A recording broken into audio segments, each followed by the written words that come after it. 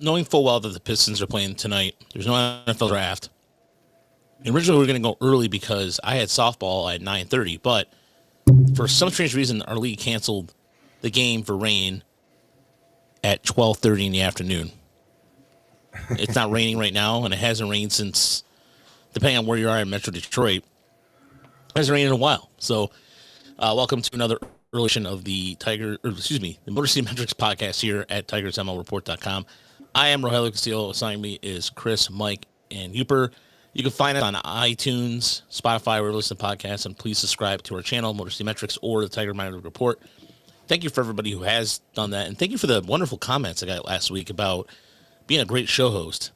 First and foremost, one, this is just not my show. It's a collective of thoughts. Two, if you listen to the show long enough, sometimes it takes me time to spit things out. So if that's the reason why the show's not as popular, because quote unquote, I take my time taking or saying things. Even now, I'm stuttering with that. I'm sorry. I don't know what to tell you.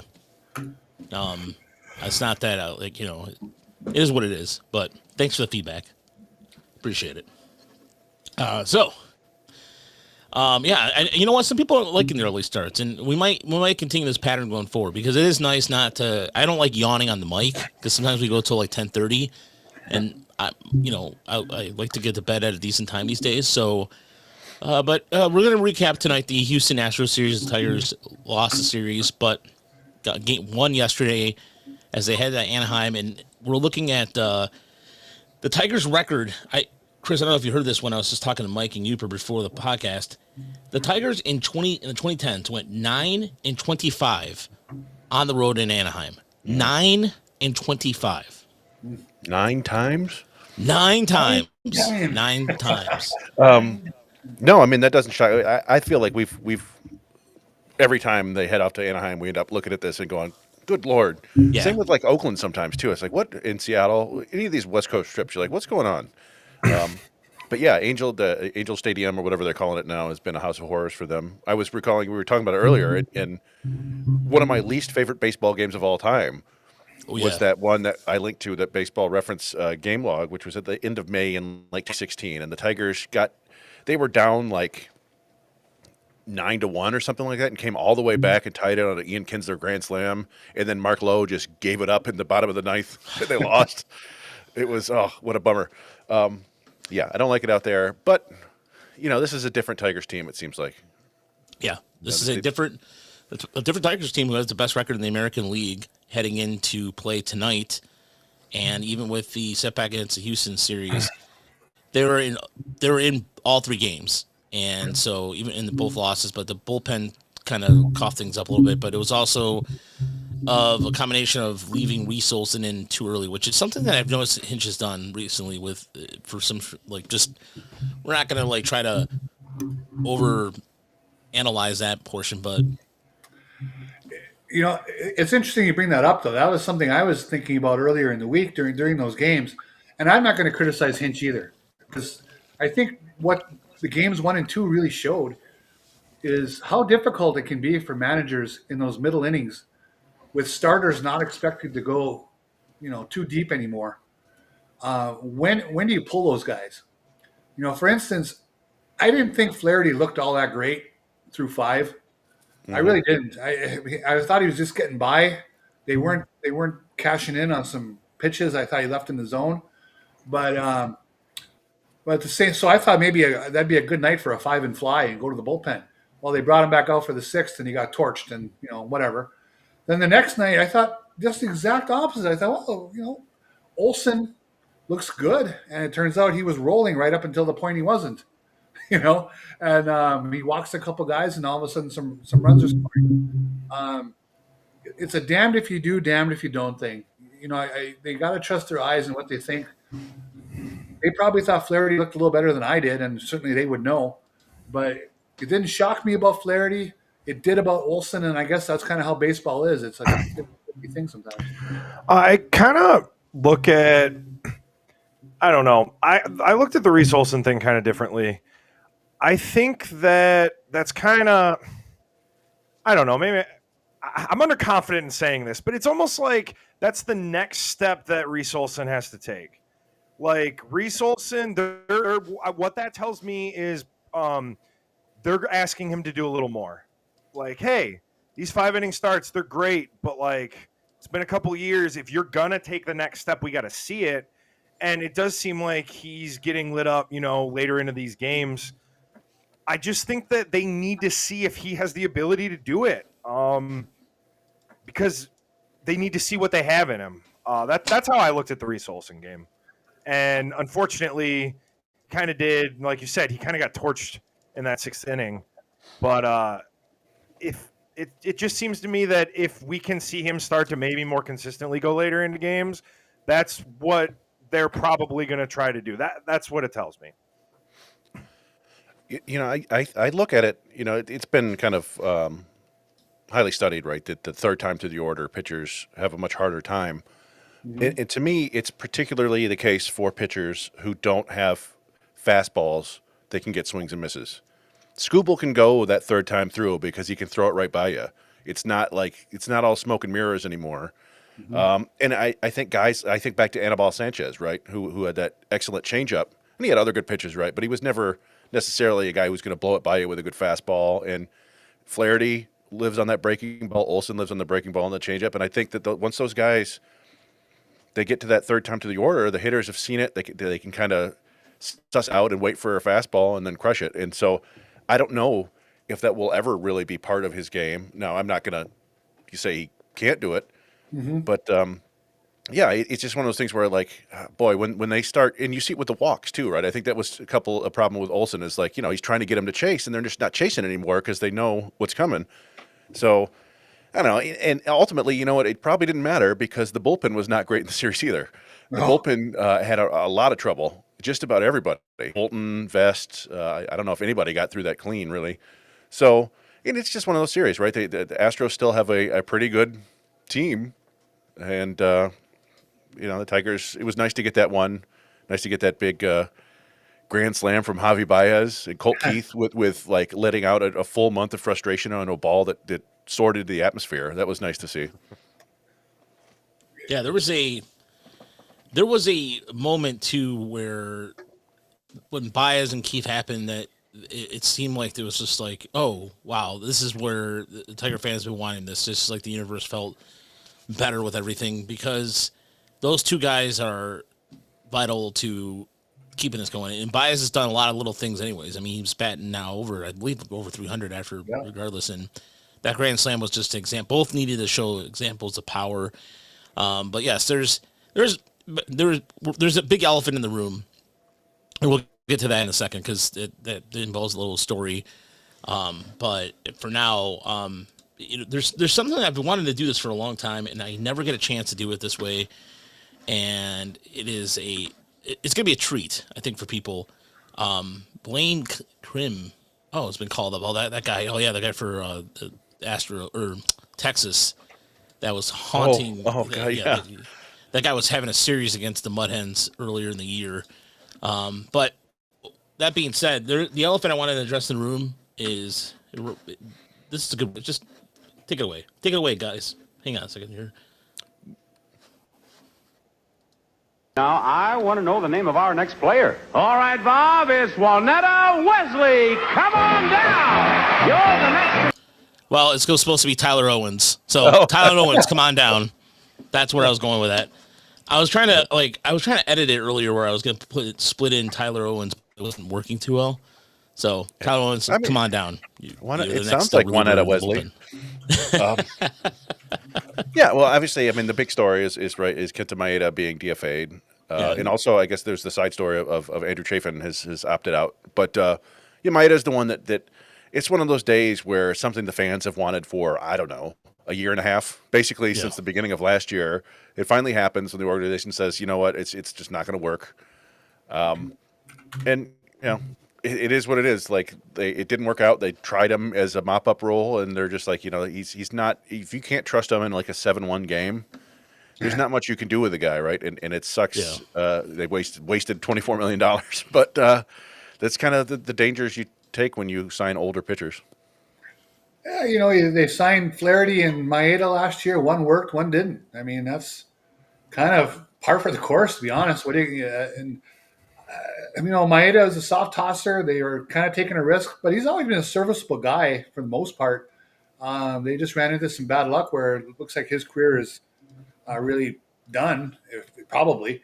Although people tend to resurface in this game, who knows? But um, he's been yanking everything so far to the first base side, and then it culminated with that one he spiked, and it rolled about 20 feet wide of the plate, and it was just a sad moment. Even though he posted a 0 in that inning, which was unbelievable. But I think that was just kind of the final nail on the coffin and said we really can't have this anymore. Yeah, I mean, this is a good comment here. It's good when there's no hope an organization does what it takes regardless of the money. And within reason. Within reason, of course, yeah. I mean, yeah. And honestly, I think kind of what made it happen is partly the stretch of games they're in, right? And we just talked about it. The bullpen kind of beat up a little bit in those last 3 games in Houston, and they've got 7 more games in the next 8 days. Do they have an off day between Los Angeles and Colorado, or just 7? I believe they do. Yeah.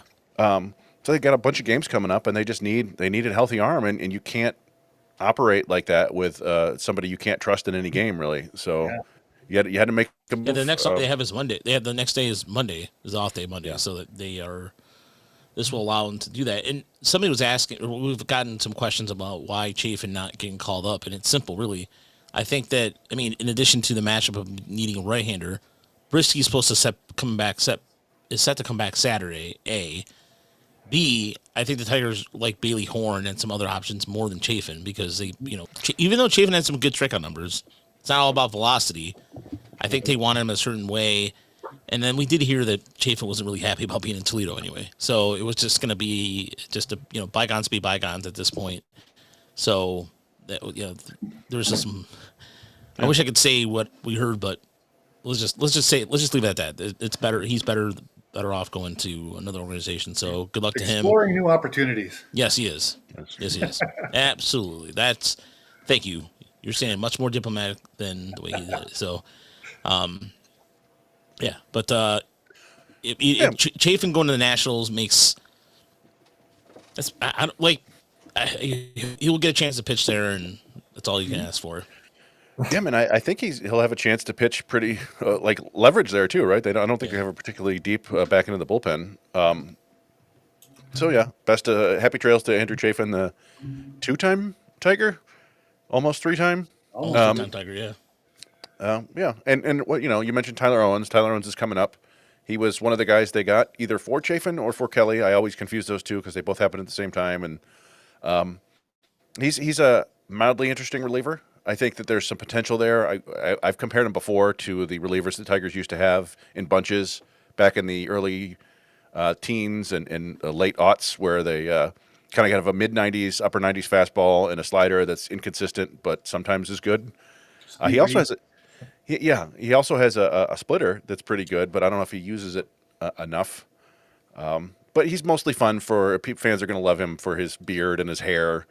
And he's a shorter guy, but really gets down the mound. It's a really low release point. And there's stuff there to work with. And he may not even get into a game, honestly, right? Like Rod just mentioned that they're expecting Brisky to come back. They may not need him, and he may go back down once Brisky is ready. But yeah, he'll be a fun pitcher to watch a little bit. I was calling him Charles Manson's grandson in That's right. training, so wait a minute. Have fun with that. So So if Maeda has been DFA'd, Owens is called up, then Brisky would. So yeah, I mean Maeda opens up a spot on both the 26-man roster and the 40-man roster with the DFA, and they're just adding. Owens was already on the 40-man, so he's the replacement on the 26-man, and they'll just have an open spot in the 40-man. I think probably until Meadows comes back. I think he's the one on the 60-day right now. Yeah. They could add somebody else, I suppose, pick up somebody, but yeah, I'm not sure why everything just had to happen today. But with Chaffin, it was an opt-out, but just a strangely busy afternoon in Tigerstown. Yeah, and if you're not familiar with Tyler Owens, we have a little bit of his. We have stuff from last year. He was really clutch down the stretch for Erie. This is the 10-0 blowout of Richmond, which, by the way, was funny on Twitter. Richmond was talking smack about coming to Erie, and then he said scoreboard, and there we go. I think this is actually the meltdown against Bowie. Yeah. But yeah, he like you said, he was closing out all their games in the playoffs, and he was hitting the high 90s then. He's more 95, 97, but when he gets amped up, it's up to 99, and you see some natural cut on that pitch right there. Mm-hmm. And he started, the thing too is down in Toledo, he wasn't pitching the ninth all the time. He was pitching more primarily the seventh, eighth inning. He was kind of more of a setup guy versus the closer role for Gabe Alvarez. So his role changed quite a bit in Toledo. And he wasn't, and I thought he would be going maybe multiple outings like we all saw in spring training, but that was just probably a warm up then because it's been primarily one inning the last 5 or 6 trips out there on the mound. So, but yeah, he is a guy who the Tigers were able to scout ahead of time and did a really good job of. This was a good scout trade, if you will, just scouting, doing its good work, and pick up a guy who no one thought in a million years that would be here. So, yeah, I mean, he began in the Braves organization, then got to the Rangers organization. I don't remember what trade that was, but yeah, and if you look at his stats right now, they don't look great. But he's a reliever, and he had like 2 rough outings. He had one where he gave up 3 runs and one where he gave up 2, and that's going to mess you up for forever. The rest of them were mostly good. I think he had a couple more where he gave up a single run, but yeah, I mean, he's a lively arm to add to the back of the bullpen, and if they can tweak him just a little bit, he might be fun. Yeah, there was somebody was asking about the crazy knuckleball guy, Kenny. Is it Suave or Serva? Thank you, Serva. Yeah, he is a guy who will probably see some time at Double-A before he gets up there. But yeah, the Tigers are in a position right now where they have the luxury of at least getting some more bullpen help and eternally. And another guy too that somebody brought up in the Discord was about what about bringing up Troy Melton. I know AJ Hinch loves Troy Melton, but I'd rather see him start until he doesn't have to. Mm-hmm. But if there's another 2 names you should get to know, Gary Burhan down in Erie and Troy Melton. So those are 2 names you should be paying attention to. All right. Well, there's been a lot going on in the world of baseball, and there's yesterday was a very eerie day in baseball too. It was just 2 events happened yesterday, but we'll get to those in a second. Let's go inside the numbers.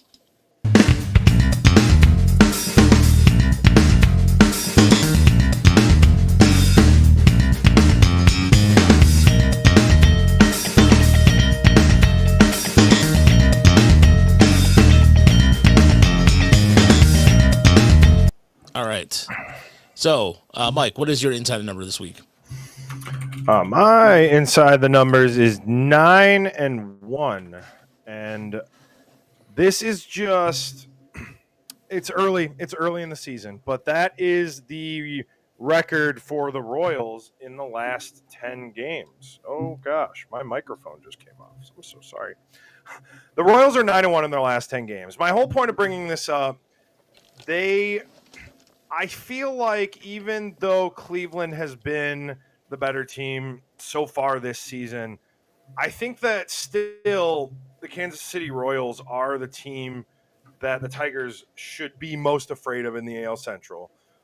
Their offense woke up all of a sudden. They couldn't buy a hit outside of Bobby Witt Jr., but their last 10 games, they've had at least 8 hits in 8 out of the 10.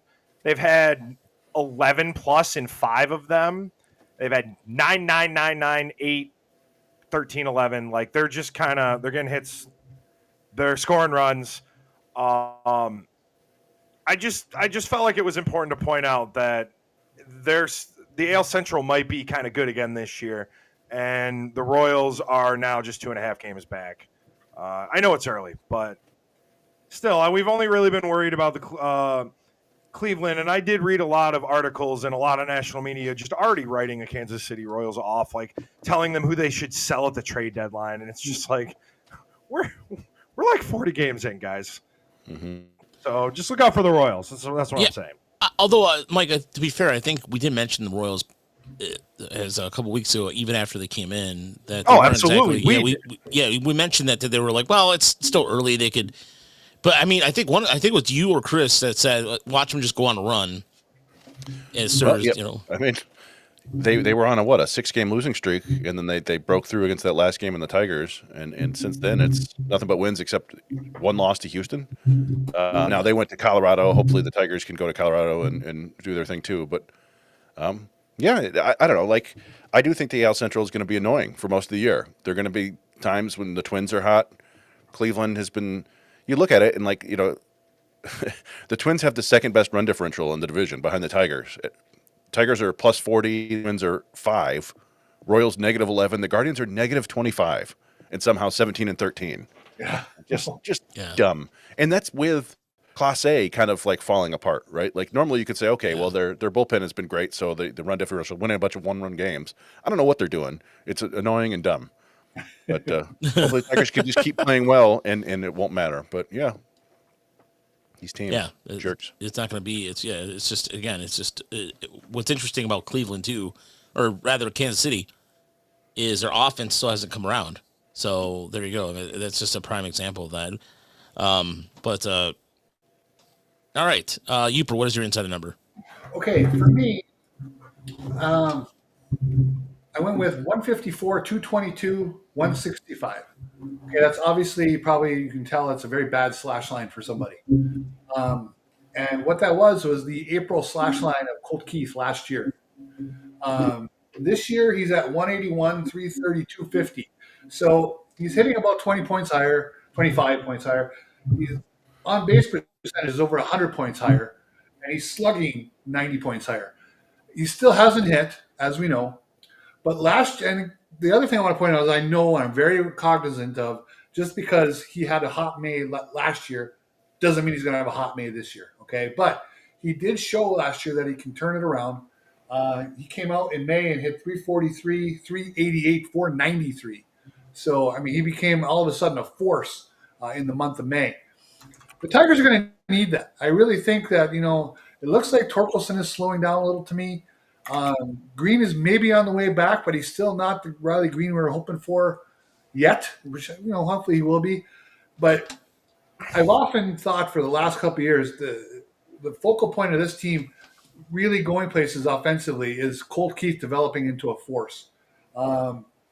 Yesterday, he turned on one against the rookie making his debut and, smashed a home run deep into the upper deck. Hopefully that's a good sign. I get worried about Colt Keith sometimes. And again, I'm not a hitting coach, and I don't pretend to be a hitting coach. But he doesn't seem to get a lot of leverage on to the pull side enough. We saw him turn on that one yesterday. I hope that is a harbinger of what we have to look at in the next few weeks. But I don't know. I would love to do a side-by-side of, some of the home runs he hit in AA and AAA. And some of the swings we're seeing now where he's just kind of poking the ball the other way with a line drive that gets caught in left field. I'd love to know what they're working on with him. But again, last year he turned it around in May. I think it's very important that if he can do that again, it would be a lot to this club. Yeah, absolutely. And again, I'm not really – I mean, I was a little bit concerned. I'm not going to lie. I mean, admittedly, I was concerned last week when he really hit the skids a little bit. But if Hinch is rolling him out there and put him in spots where he can get success, then that's all that matters. I mean, the thing is ultimately where he ends up going when all the injuries come back, when Verlander comes back, when Meadows comes back, because that's where you have to kind of make some tough decisions at that point. Who's going to go down and what have you. Chris, what's your inside number? Oh, just to point out something I saw earlier. Baseball America does I put this in Discord today. They do their rankings of the youngest players at every level each year. And Colt Keith was, at the beginning of the year, still the 14th youngest player in the American League. Jackson Job's the 6th youngest. So he's, just in perspective, keeping it. Yes, he's been struggling and it's not great, but still very young. My inside the number is 156. And this is also like a bit of a tweet that I sent out. That is Kenta Maeda's ERA minus in his Tigers career. Now, if you're not familiar with ERA minus, it's basically like OPS plus or WRC plus, where it compares a player's performance to league average for their era, for their contemporaries. And so, whereas a WRC plus of 156 would be 56% better, an ERA minus of 156 means he was 56% worse than other pitchers, than the average pitcher in baseball in his time with the Tigers. That is the second worst for a Tigers pitcher ever. Minimum 120 innings. It's worse than Joey Wentz and Jordan Zimmerman. It's worse than Buddy Groom and Steve Searcy and Kevin Witt. It's Scott Aldred. And and what about Mark Lowe? Well, I don't think Mark Lowe got that many innings. That's the key. Is 120 innings. Is it worse than Scott Sanders?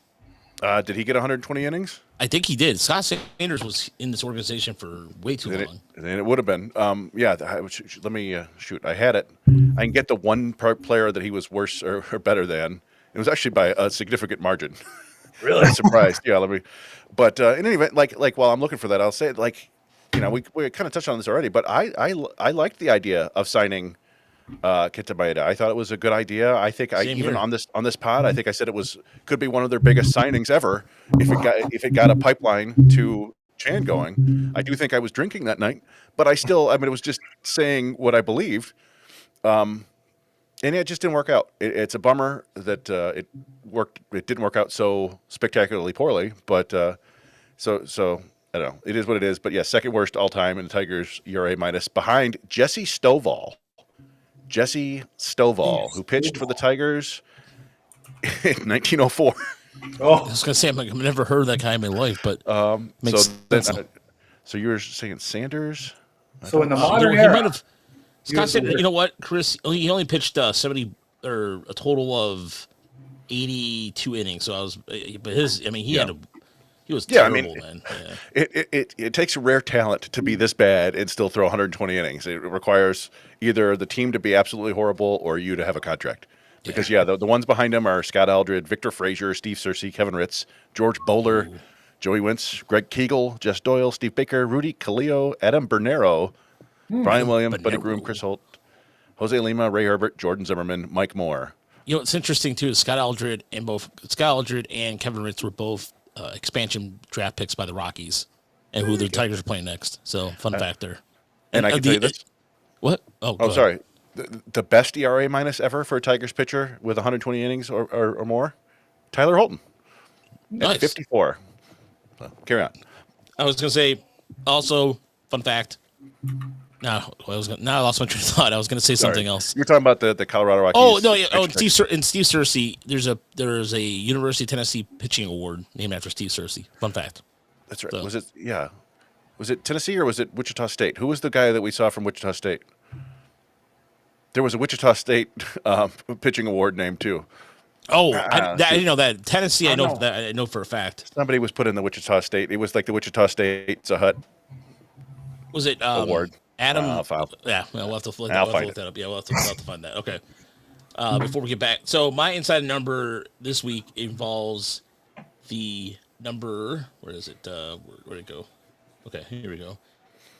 7.6 and 14.9. That is the 7.6 is the sweeper usage by this year, and the slider 14.9 is by slider. So I pulled from Fangraphs. It was an article done today by Ben Clemens, and the reason why I was because there's always a kick change. There's always like these trending pitches, and we always kind of look at those things among the teams we watch, and the Tigers are no different.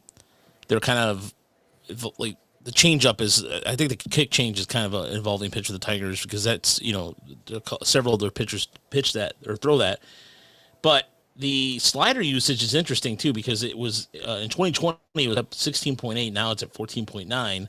So less slider, more sweeper. And so because the reason why, and it makes a lot of sense, and Ben points this out, sweeping sliders do better against the same-handed batters. Mm-hmm. So they're using that to as their secondary choice when they have the platoon advantage. So according to Ben, this was a number that really popped out. In 2021, 2.6 of the pitches that righties threw to righties were sweepers.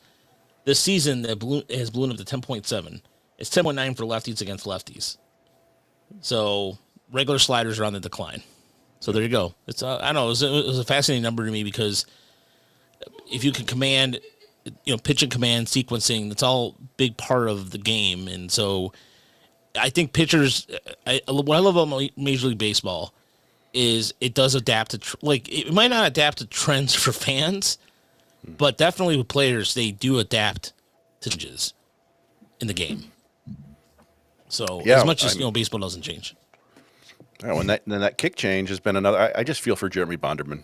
Poor guy, couldn't throw a changeup. Way ahead of his time. There are 75 different ways to throw changeups. Now, the kick change is for guys who can't, move their arm that way, but all you do is basically throw a fastball and it kicks off your middle finger right as you release it and hits the seam, and that causes it to drop. But the guy I was thinking of in the Pizza Hut Shocker Hall of Fame, Mike Drumright. Mike Drumright. Oh, man.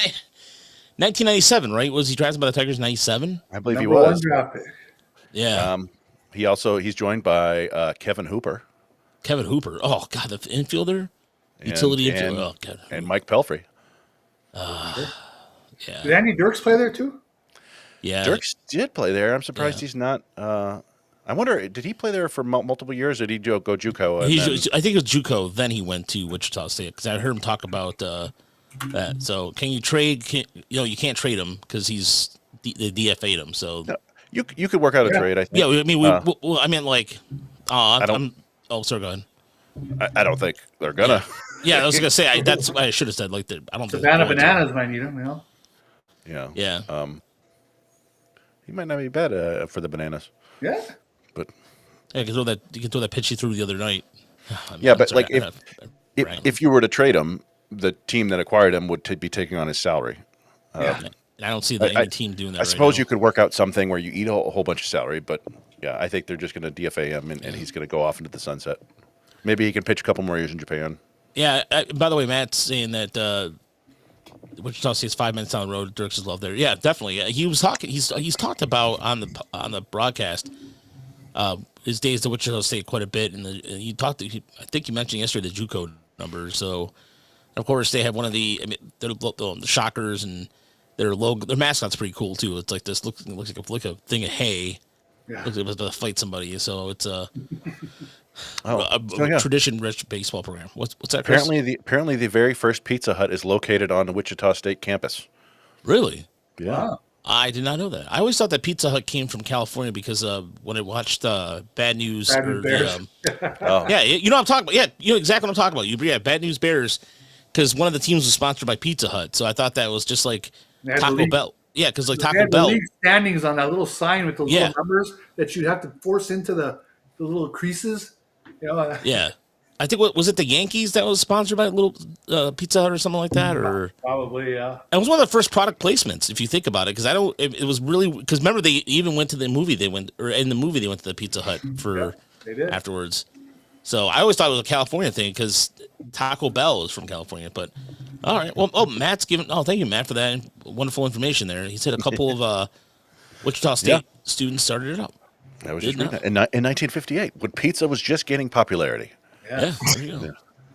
Although I don't really, I think as far as like carry out pizza goes, I think their pan pizza is solid. Book It, I was a Book It. I got the Book It little pan pizza. What I missed a lot? The Pizza Hut Taco Bell combo. That was good. That was fascinating. You'd have to pay me to go to Pizza Hut right now, man. There's hundreds of little mom and pop shops that there's so many different kinds of pizza, different styles. Yeah. Try them all. You don't have to eat that crap. Oh, yeah, it's not good. As far as like national chains go, they're down third or fourth, like in my list. Yeah. It's not, I rather the mom and pop place. There's a place right here. There, Joe and Reno's here in Dearborn. There's Pia's and Taylor. There's a lot of good pizza places locally around where I live that really stand out. So. My first off, Pizza Hut used to be a sit down place only, right? Yeah. And everybody loved it. And we didn't have this, as much. This is the mid '80s, 1985. My first date with a girl. Oh. Pizza Hut. Oh. And then we went to see Ferris Bueller's Day Off. That's actually a pretty spectacular date. Now that I It think about really is. It reminds me of John's date to Arby's.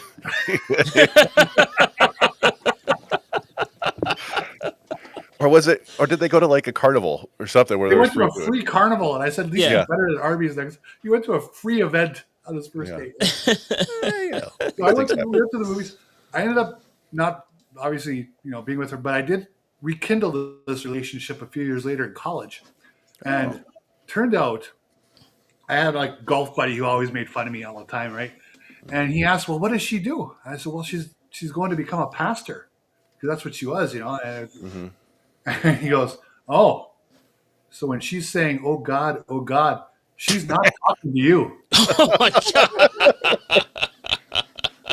Which is probably true. Boy. So there you go. Oh man! All right. Well, on that note, I mean, fall off my pizza, but that's only because it's got so much stuff on it, and I'm losing my balance. I stole his cheese while he wasn't looking. Pizza raid. that show's gone completely off the rails. Use noise to disorient your opponent. That way you can Bob put and Doug more McKenzie. stuff on your pizza. Talk about Pizza Hut. Rick Moranis is a national treasure. Of Canada. Yeah. Well, he's a national treasure. Period. Rick Moranis. He's a treasure of a human being. You I know, don't you care. gotta Love him. It was his birthday. It was his birthday this A new week too. attitude. So that actually works out that way. So, yeah, you know what though? I will say this: he is absolutely correct. He lived in Ohio for a time, and every pizza he had there was horrible. Ohio is not really good for pizza. I'm sorry, and for anybody who lives in Ohio, Ohio-style pizza. Do they just give you something out of the kitchen sink? What it's carry.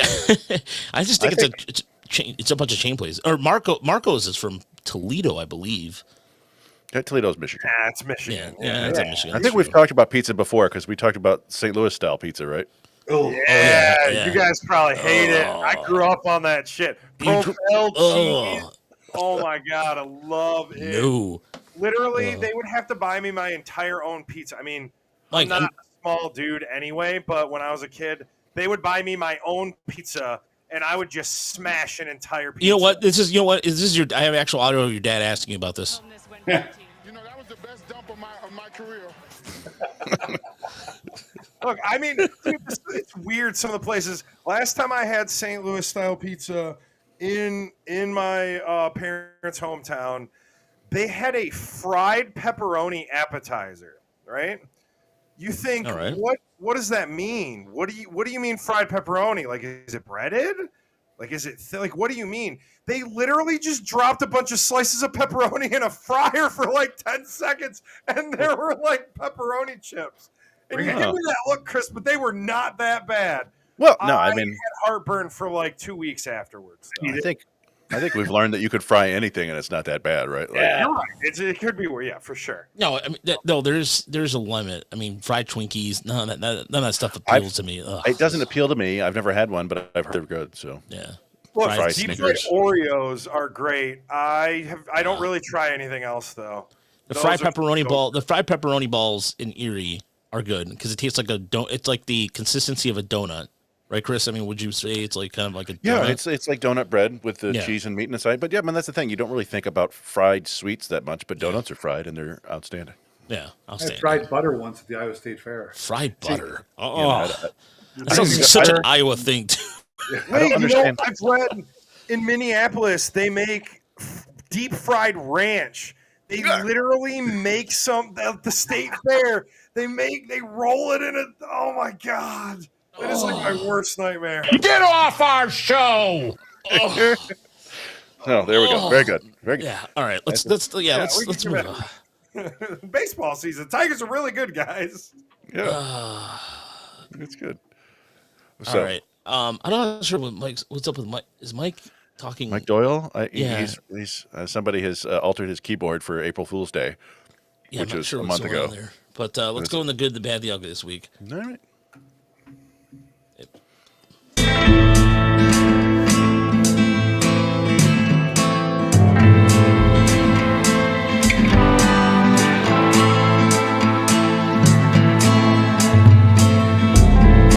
All right. the ugly was that ranch story. Somebody mentioned. Ooh, I had a hamburger with bun made from fried Oreos once. Okay, see, that's where the decadence comes from. You can separate those things, but to put them together, oh, yeah. Well, that sounds like diabetes. It sounds like diabetes. There was a KFC like chicken sandwich with like donuts as the buns. Yeah. Well, they had the one that was chicken breasts as the bun. Yeah, I actually ate that before. Yeah, me too. Yeah. I ate that and I literally I took a nap afterwards. That was too much. Like I actually had that in England too. Like when I went to London for work, they had it and it wasn't that monstrous per se than it was here in the United States. So for whatever reason, but decadence is a good word for that. Right now the Knicks are off to a 13-point lead with 13-point lead. Yeah, 23-10. Yeah. No. All right, it's early. Still early, but game 6 for the Pistons. Talk about something good, please. Well, that's what we're getting into. That's the good. Uper, what is your good, the bad, the ugly this week? Okay, my good, Brendan Hannafy. It's really, the more he pitches, the more it's become obvious, that AJ Hinch views him as a go-to guy. I mean, he is pitching leverage night in, night out. And last year, when they were doing the pitching chaos, and I thought maybe they just struck gold and fleeting gold, that we were seeing basically the best 25, 30 innings of Brendan Hannafy's life. And if we never saw him again, it wouldn't shock me. But, you watch night in, night out now, the guy throws a little harder than I thought. His command and control, it's right there. He pitched out of a nice jam the other day. It's really amazing that the move that he's made from really an anonymous guy to being someone who is one of their more trusted bullpen arms. Pretty impressive. So hopefully he can keep that going. My bad, it's pretty obvious bad. I mean, it's pretty bad for all around baseball. Poor fan in Pittsburgh who fell out of the stands. Yeah, that was one of the most horrific things I've seen in a long time. It just looked like something. It just sounded like suddenly it just went. It just I'm not even. I don't even want to talk about it, or I don't even want to see it again. It's just. Go ahead, Uper. 21-foot fall over the Clemente wall, and he's in critical condition, really fighting for his life. Just a shame, A few years ago, Josh Hamilton tossed that ball to the father of that kid, just trying to throw the guy a ball, and he reached too far, and he fell and killed himself. I go back to a game I was watching live on the old WTBS, the Braves. A guy in Cincinnati reached for a foul ball. Oh, yeah, I remember this. He was going over, and his buddies had him by the ankles. I mean, they were so close to losing that guy. And that, to me, was, as a kid who saw that live, when I'm at a stadium, I rarely stand by the rail. I just don't. I'm taller as it is, so those things, I'm going to fall over those anyway. I stay away from them like the plague. I don't know what they could do to always make them a little higher, maybe use plexiglass. I don't know what the answer. But I'm not surprised it happens now and then. Especially if I don't know if this guy was drinking or not. It doesn't matter. But if you are, you lose some balance that way. It's just one of those dangers of going to a ball game, and maybe more netting. I don't know, but unfortunate to see. Good to bad. I went with the funky today, and I don't even know if it's funky. I just think it's good. Again, maybe a double good tonight. Tigers being 19-12. Let's face it. When we looked at the schedule at points during the winter, we saw March and April as a bit of at least a lot of us, as a bit of a challenge. I think a lot of people were saying, 13 and 18 would be in play for these first 31 games. The fact that they have come out swinging this year, and 19-12, really the best start to an AJ Hinch season since he's been with this club, but also his best pitching staff, right?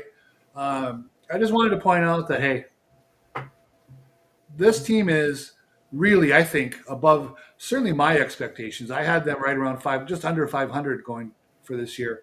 To get off to this start, this should keep them in position now, unless they go on to a real losing streak. But if they just keep playing some decent baseball, they should be in the mix right up until the trade deadline when they can make some moves. So, by the way, it's an ex football player college football player in critical condition. Like, my brother just sent me it. So it's apparently, I'm not sure who. I don't think they've released a name as of yet, or they haven't released a name, if anything. So it's athletic. It can happen to an athletic guy, you know. I mean, yeah, there were stories about he had been like drinking, going crazy, and pouring beers on his chest and stuff like that. So I mean, the video itself looks ridiculous. It looks like he was doing like a pike off a high dive or something like that. Which was I had suggested put water in those warning tracks as a moat, and anybody who falls is going to be fine. But I guess that the player injuries would probably supersede that. Well, Christian Santana just had a home run. I saw he hit one earlier. Yeah, I know. I was just looking at my alert. I just looked down for the first time. I looked at my alerts, and I was like, wow, Christian Santana still out there doing stuff. So there you go. Mike, what is your good, and bad, the ugly this week? I am also going with a bullpen arm. One that's maybe less heralded right now, but I just thought it was worth pointing out just what he's been able to do. That's Brant Herter. I know, you just kind of look at his career, and it just doesn't. I don't think it really makes sense what he's doing in the majors. And the more I look at his stats, it's just weird. His best stats outside of rookie ball are actually in the majors. Granted, it's a smaller sample size, but in 62 and a third innings, he has the fewest hit rate. He has the lowest home runs per 9, the lowest walks per 9. His strikeout rate, I think, actually was better. That was like the one thing that was better in the minors. But other than that, he is just exceeding what I feel like a pitcher with his profile is really able to do. And I just don't think people realize it's crazy. I'm sure you guys, maybe I'm overselling it a little bit, but it just seems nuts that even in college, he didn't put up the kinds of numbers he's put up since he came up last year. And it's just crazy to really look at it like that and think about. Well, Mike, I think you're right. But I think what needs to be said, and Chris and I noticed this, was a few years ago we talked to him when they on their first championship run. He was learning, I believe it was a changeup, or he was learning another pitch, and the Tigers worked with him on something. It was I can't remember if it was a changeup or something else they added to his reporter, and that was instant where he became from just a guy who thought that maybe he was just going from West Michigan to Erie, just another arm, to like, oh, okay, that's interesting, because he was dominant down the stretch. He led 18 innings without allowing a run in that first championship stretch, and that was an eye-opener for a lot of people. And so I think for him being that coachable and the Tigers identifying that, props to them on that, because he learned a new pitch, because he was just Chris, I think it was a two-pitch guy, wasn't he? No, I remember him having a changeup in West Michigan. I just don't know if he was throwing it terribly often or if it was, all that good. I thought it was okay when I saw him down there, but it was mostly, with him, it was always like, despite how funky and big he was, it seemed like he could just put his sinker and his slider on the edges every time at will. It was weird. And he still kind of is like that. And and even when he throws his sinker, it's not like a spectacular looking pitch, right? It's like 92, 93. He'll throw it in the middle of the zone, and they don't hit it hard. So I don't. There's something funky about it that maybe it's the arm slot and the way it moves coming out of his hand. But yeah, I remember back in the day, back when he was still in West Michigan, I compared him to. I thought he'd make the big leagues and be kind of a swingman. I compared him to another big lefty the Tigers had drafted once back in the day, and I'm forgetting his name now, but I feel like they traded him to the Marlins, maybe as part of the third piece of the. Oh, you're talking about Blake Hop? No, it was like Floyd or something like that. Brian Floyd. Brian Floyd. Brian something. Yeah. I think it was Brian Floyd. I'll look at it right now, but no, it's and I think they have him in the role that's probably best suited for him now, right? Like, he kept starting and through the minors, and even last year was that kind of bulk guy, but right now he's just kind of their lefty who can give them length, but also pitch inside kind of like high leverage situations. It's a really interesting weapon to have. Yeah, he's doing this with his fastball velo is in the 7. He barely uses it, but his velocity isn't like something that he's blowing people away with, and his whiff percentage and strikeout percentages are also in the bottom 5th of the league too. So he's just doing it the more you look at his stats, I feel like the more you're like, wow, this is an effective pitcher. Granted, the is a little high, so maybe he's getting a little lucky right now. It's a small sample size still. Yeah. But I'm pumped that you highlighted a different bullpen arm because it's just like, look at what's happening in this bullpen. Tyler Owens. Yeah. It's Brian Flynn. Brian Flynn, by the way. That's sorry. Yeah. My bad. I'm just going to kind of gloss over because we already spent a little time on it. Kenta Maeda, Tigers experience. We knew it wasn't an if, it was a when. We've talked about this since last year. I think we were all pretty much in lockstep. He was not going to get let go last year. He's not going to go in the offseason. It was going to happen during the season. I was a little surprised it happened this early. I think it's possible that maybe the Tigers' record have something to do with it. They're like, oh, wow, we jumped out to this hot start. We can't have this dumpster fire coming out every 3 or 4 days. You know, the human white flag again. Joey Wentz. That's what Kenta Maeda was. So it sucks. 23 home runs and 120 innings pitched over his Tigers career. 65 ERA plus, which is pretty much the equivalent of what Chris was going in with the ERA minus earlier. He wasn't the worst signing ever, but I do think it's interesting that it just goes to show the Tigers, that's kind of their MO. They're trying to get pitchers that maybe other teams don't think are as effective, and they're going to try to fix him. It seems like they thought they could fix him, and then he just was he broke. He was good more. I'm not saying they did it. It was just it's not going to work every time. Is really what I'm trying to say. Yeah, I mean, also it was kind of a veteran towards the end of his career, so right. I think he's 36. Yeah, 37 exactly. right now. You're right. Yeah. It's one of those things that would be interesting to know, and we'll never know this. But who else was offering 2 years and back when he was on the market? You know, did he have multiple offers of 2 years? I think because I think Minnesota wasn't going to give him 2 years. I think that's why he left Minnesota.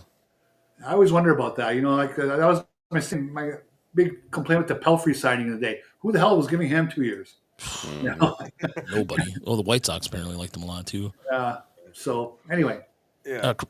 Go ahead. Just got my ugly. I've been using my ugly sometimes to call myself out. I talked a lot of crap about the White Sox, about how they were worse on paper this year than they were last year. And that they were going to be by far the worst team in the league.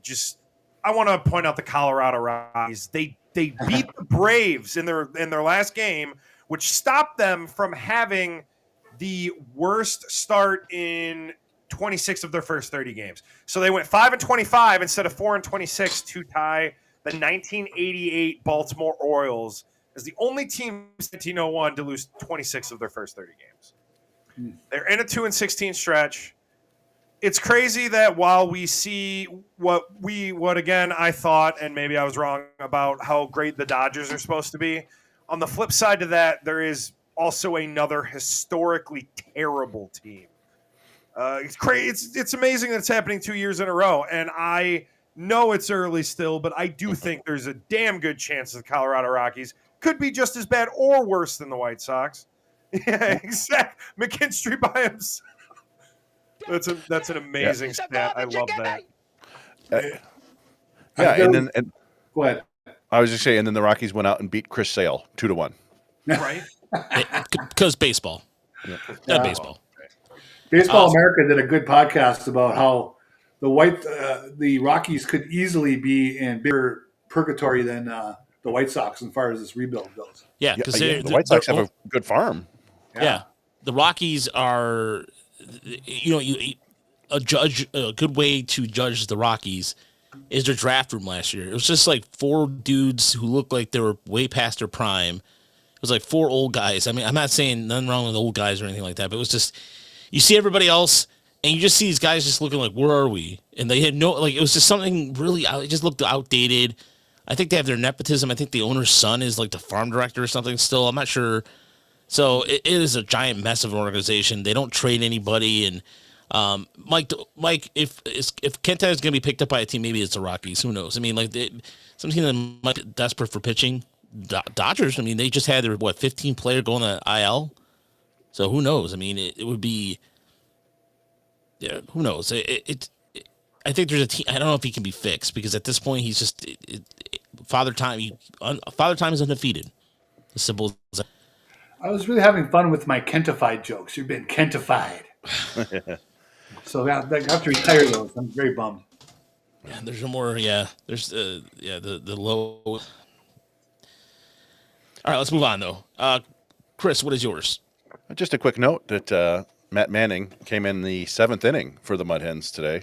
So the bullpen experience. I'm sorry, the bottom of the 6th got a 1-2-3 inning, including striking out Roman Anthony with a 91-mile-an-hour splitter swinging. So anyway, my good, and it pains me to say this, is Pete Crow Armstrong.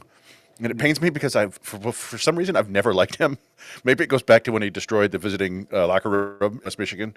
But I never thought he was going to hit. And now, he's always been an awesome defender. And this year he's hitting for power and stealing bases. He's good. I still don't know if it's 100% real because he doesn't really walk. He's pretty aggressive. And he went 0 for 4 today, but he's still hitting .266. He's got 6 home runs. He's got 12 steals in 32 games. It's good for 1.8 WAR, which is the 5th best in all of baseball. And he's pretty young. So, yeah, we'll see. We'll see if that continues along the season. My bad is Jackson Job's command. And this is kind of a bummer, but his command leaves an awful lot to be desired. He put the fastball on a tee, the first pitch of the game, just right down the middle to Jeremy. It's 98, but we've seen that this fastball gets hit for reasons that nobody can quite explain. And I think it even goes beyond command, right? Which is, the ability to put the ball in the zone or out of the zone where you want. It's control. His misses are incredibly non-competitive. Like he had 4 walks yesterday, and they're all missing by like a foot and a half. It's crazy. They're big misses nobody's going to swing at. He's got a 13.7% walk rate right now, which is the 8th highest among pitchers with at least 20 innings, and that goes with a 17.6% strikeout rate. So there's nothing, it's kind of just barely above water. Now, obviously, very early, just 5 big league starts. I'm not going to flip out about it, but it's something that needs to improve for sure. And down the line, I think we could probably. I don't know. Maybe it's still too early to say, the Rookie of the Year dreams are probably not happening, but I think that they're probably not happening. And so down the line, it wouldn't shock me if you see him get sent back to Toledo for Alex Cobb or Sawyer Gibson-Long or whoever, and get that extra year of service time back. I guess that would then prevent you from getting the draft pick if he goes on to be like a top 3 Cy Young finisher in the next couple of years. So they may want to stick with him all year, but we've already seen they've skipped a start for him a couple times, trying to manage his innings. So at some point, I don't know. We'll but it's been kind of disappointing. I really like your point about the walks, though, and the non-competitive aspect of it. I was thinking to myself a couple times on ball 4. Here's what you never hear on Colt Keith at bat. You never hear the announcer say, "Oh, what a good take," because his balls are well out of the zone when he misses. Yeah, it's weird. I don't know. And he was lauded for his athletic delivery and command potential all through the minors. But really, it's only been 1 year. It was that 1 year in West Michigan where he threw a ton of strikes. Before that, it wasn't great. And then last year, and we've talked about this before, the minor league umpires aren't great. Yeah. But it looked a lot like this. We're just kind of long at bats and then wide misses. So I don't know. If anybody can get them sorted out, it's the Tigers. But we'll see. Jeff brings up a good point. Do you think it has him getting 10 days between starts? No, I'm sure there's a little bit of rust there, but I don't know. How rusty are you in your 4th inning of work in one day, right? I feel like you should be kind of back into the swing of things. And it's just it was like a 4-pitch or 5-pitch walk where none of the pitches were competitive. I don't know what it is. It maybe, like we said, he's very young. He's one of the youngest players in the American League. Maybe it's just all about controlling your emotions, controlling your body better. But so far it's been bad. But historically, I don't put terrible things in the bad category. I say they could get better. Unlike his fastball, his fastball percentage, swing percentage, which was really one of the lowest, isn't it? It's like 8%. Yeah.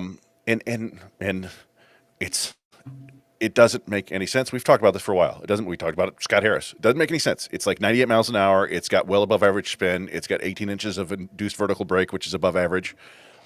Everything about the fastball should be good, and yet no, it gets hit like crazy. So I don't know. You're gonna have zip sweater on, Chris. He'll be okay. Yeah. He'll be fine. And And so my ugly is the Arizona Diamondbacks bullpen woes. And tough breaks. The AJ Puck just got put on the 60-day IL with a flexor strain. Now AJ Puck has been injured all the time, so that's not terribly crazy. But he's been pretty good the last couple of years when he's pitching.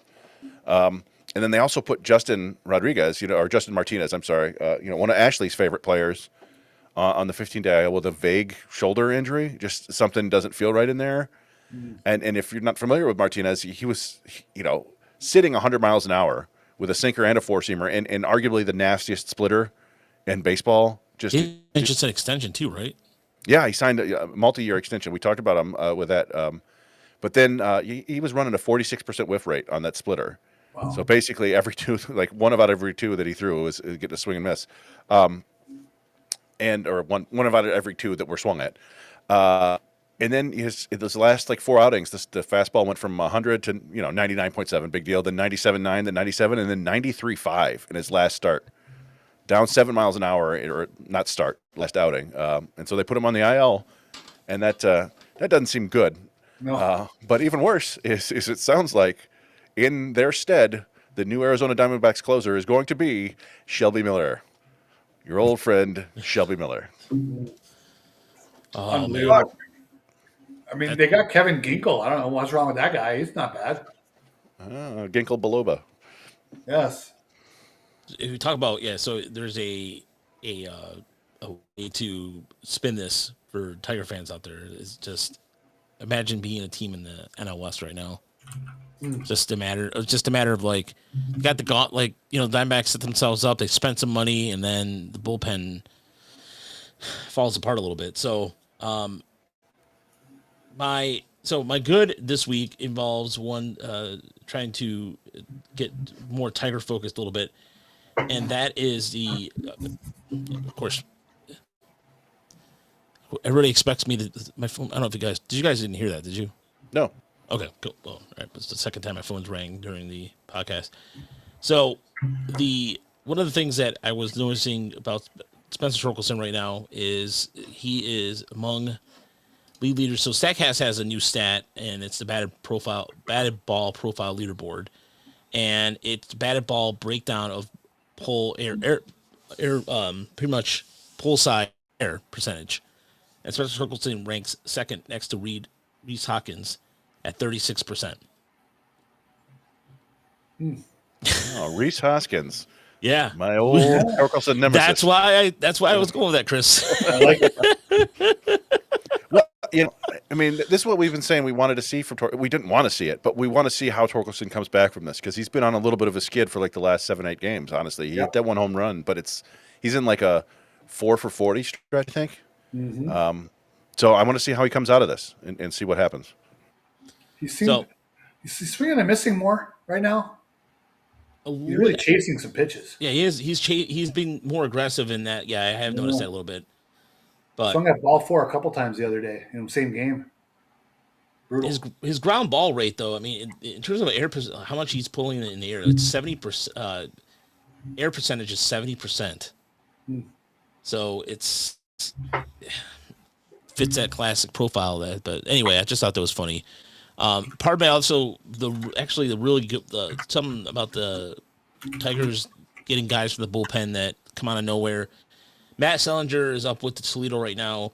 Has continued to pitch really well in Erie and Toledo. He's a guy who's 30 years old. He's journeyman. Who knows what's going to be of it, but just something to look out for as the bullpen continues to take shape. And he's a guy who throws a really good curveball, fastball. Fits that upper state New York thing the Tigers are always attracted to for some strange reason. Yeah, I mean, what's interesting? You were the first one to really kind of mention him, and I think some other people have noticed how well he's doing. And you think, yeah, okay, 30-year-old reliever, it's no big deal. But how many times did the Rays pull a 30-year-old reliever out of nowhere and have him come up and be good? Like, former bartenders and like driving instructors, they just show up and I mean. You were pointing out that Sealinger's numbers are drastically different than when he was with other organizations. So there may be something there. That breaking ball or splitter or whatever the hell it is pretty nasty. Yeah, that curve, when he gets it going, it's really, really good. And it's, I don't know, like I said, it's just to me, something that stands out with, especially when you are going from one organization to another, and just drastic. I mean, just drastic strikeout numbers. I mean, he went from Long Island. He was with the Long Island Ducks in the Tigers signed him out of an independent league. So again, just something to look out for. I'm not saying he's gonna be the next big thing or anything like that, but just something to keep an eye out for. So. By the way, another good plus bonus good. I mean, this is really, you know what? I'm not gonna do the bad because bad was already with the stuff with the Pirates or what happened with the poor gentleman from the Pirates. The very very good was they came on yesterday, and normally we don't try to. Actually, this happened just today actually. So we don't try to talk about Cleveland too much because obviously it's a rival, but respect is tip of the cap. Where tip of the cap is too. So he stole Jose Ramirez stole his 250th stolen base, and it puts him on a list that no names in the entire history of Major League Baseball. He now has 250 home runs and stolen 250 bases. No primary third baseman in the history of the sport has ever done that. Wow. Think about that for a second. In over 120 plus years of 130 odd 40 years of baseball, he is the 24th person to reach the 250 club. He's the second switch hitter to do it, joining Carlos Beltran. Yeah. So that's some rare company. I mean, you know, you do think of third baseman as like kind of slugging type a little bit, not much for stealing bases. So it's just, again, it's just the way he goes about. Like I really like Jose Ramirez. Just as a player, he goes about his way. He's staying in Cleveland. Give the tip of the cap to that. That's really, really a good stat right there. Yeah, the only other name that came to mind that possibly being there was like Howard Johnson, but I think his career was over too quickly. Yeah. But 200. I wonder if there's even another 200 third baseman. That's a good question. Yeah, I'm looking at it right now. Yeah, that's looking in. I thought there was just, like I said, with everything that's going. I mean, we could talk about Aaron Judge's thing and all that, and that's all over the news. But look, what he just did, like nothing. Like Jose Ramirez is doing right now should be worth mentioning as well.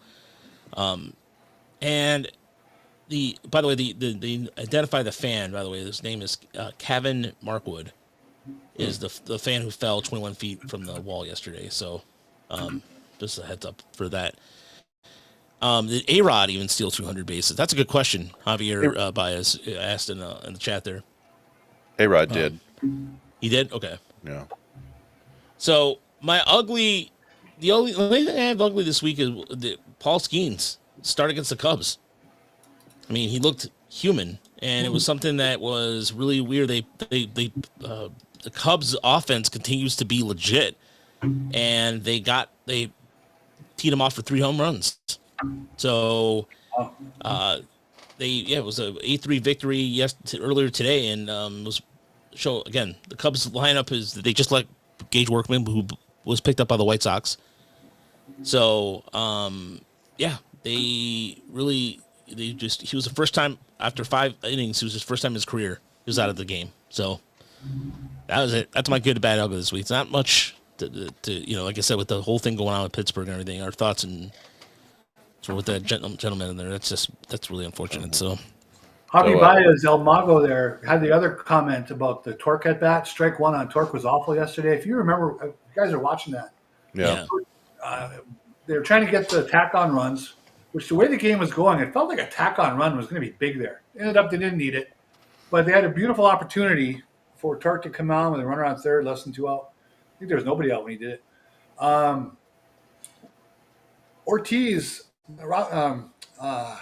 Roberto Ortiz, worst call of the day. I mean, that pitch to Torkelson was a good, solid 5-6 inches off the plate, and it was never even threatening to be a strike.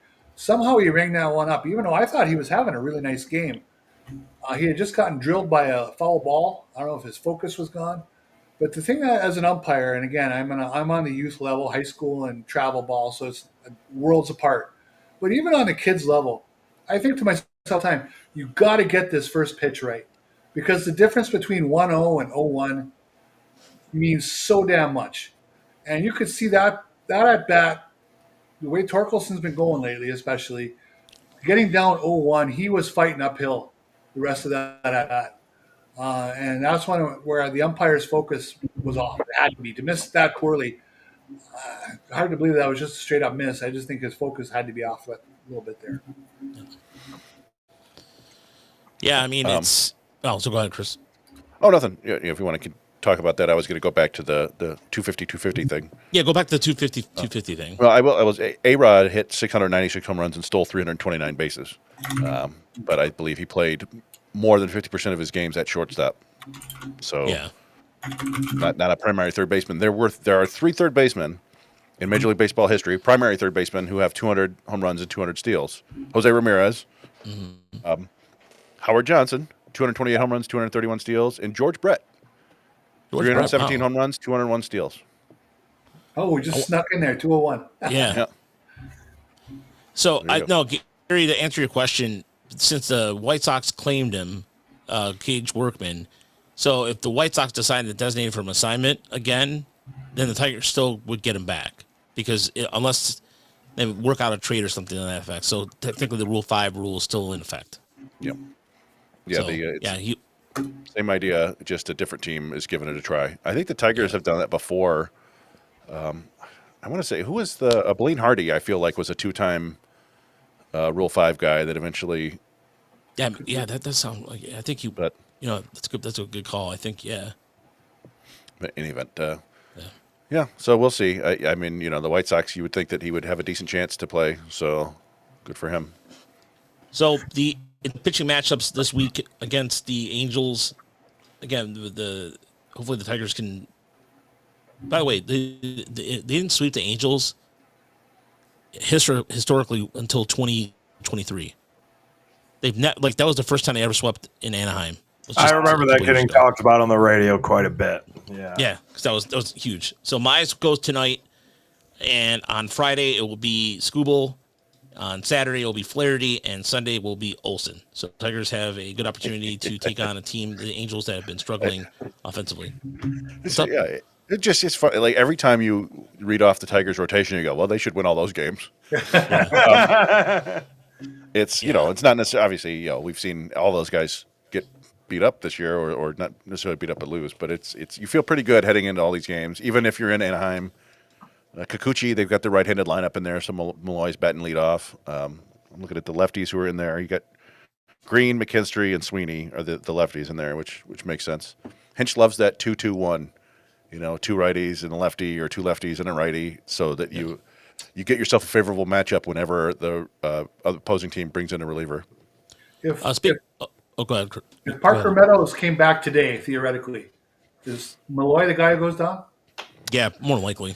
Yeah, I think it would be Malloy for Meadows. If it was Vierling, I think it may be Young. And then who knows what goes on when if they bring Margot back. I don't know. He may just get the Maeda treatment. So then the podcast, by the way. So 2 things to the podcast. One, Evan Woodbury just posted the Mason Inglert's numbers right now. Tampa, 17 innings, 2.65 ERA, 3 walks, 16 strikeouts. Is he actually pitching with the Rays? I believe. Let's see here. No, I don't know if he is or not. Pardon me? Oh, yeah. He's pitching with the Rays. Yeah, I wonder what has changed about him at all. If any, he looks like he's throwing harder. Tampa Bay, we fix everybody. That's what should be their motto. That should be their absolute motto. That they do that. They although I don't know if they fix Alex Fado yet though. No, he got hurt immediately. He's on the 16th. Bummer. Oh really? That So, sucks. Diddly Ninja Bees about Will Young or Chase Young. Will he hit? Who knows? But has he been slightly better than you expected defensively so far? Yeah, I think he's he been has. much better than I expected. Yeah. By the way, there's a stupid argument going on about how fast he throws down the first base. Who cares? He's just getting it there. Yeah, the Pistons have tied it. Oh, nice. All right, there we go. Yeah. Young has been. He was a walking error last year at third base in Toledo. It was bad, and he looks completely serviceable now. I agree that his arm looks funky to me. I think it's just the crow hops and his arm angle and stuff like that. He's throwing accurately. He's stopping everything. I'm not a guy who believes in his bat. I've never really thought he was going to hit for average. If he could just hit for a little power, you'd have something. but there's something about his swing and his setup, and obviously it looks funky, and that's the first thing that people say when they talk about him forever. But like, oh, it works. I don't think it works at the highest level. I don't think it does. He's late on fastballs. He's getting beat by breaking balls. He's got a great eye. He'll work walks, but he just, I mean, how many balls have we seen him square up in the big leagues? Oof. Handful. Yeah.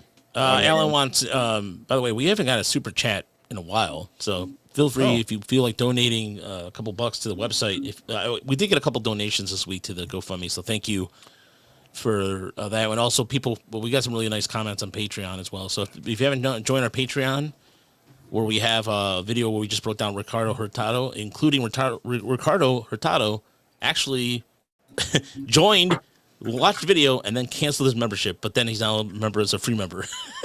Oh, really? Yeah, Max Clark did the same thing I'm pretty sure Max Clark did the same thing. But they watch and go, these jerks. Yeah, we didn't rip on Ricardo. I mean, the only thing we said was that he couldn't hit sliders, and I feel bad. These players watch and like we're just trying to give our opinions, and then sure probably don't like it. But to be fair though, we're not bashing the guys either. We're not. It's not like we're not like, oh, this guy's terrible. We're not saying that. We always say there's everybody's potential. To be fair, it's not like it's we're not having some sort of like gut check or some sort of you typically have data and observation to back it up, right? I mean that's exactly. That's and a lot of it is just our opinion and our but whatever. I'm glad that if he's in the free membership, that's great. We're fine with that as long as he's interested. I will. Here's a fun thing: Matt Manning was 5 up, 5 down, and then the last 3 batters have all walked on 6 pitches. So, well. As far as by the way, the FCL roster is set, so we'll be talking about that, including a guy that you should get to know, and a guy by the name of Wilbur Menendez, and there'll be more on that next week as the games start on, I believe, Monday. Yeah, so, the 3rd, I believe. Yep. No, not not Monday. Or so the Monday? 3rd is not the 3rd. I'm sorry. Monday is the 5th. 5th. Yeah, Monday's the 5th. Yeah. So Alan wanted to know opinions about the 2 Tigers. They signed Nick Margevicius and Ryan Harvey.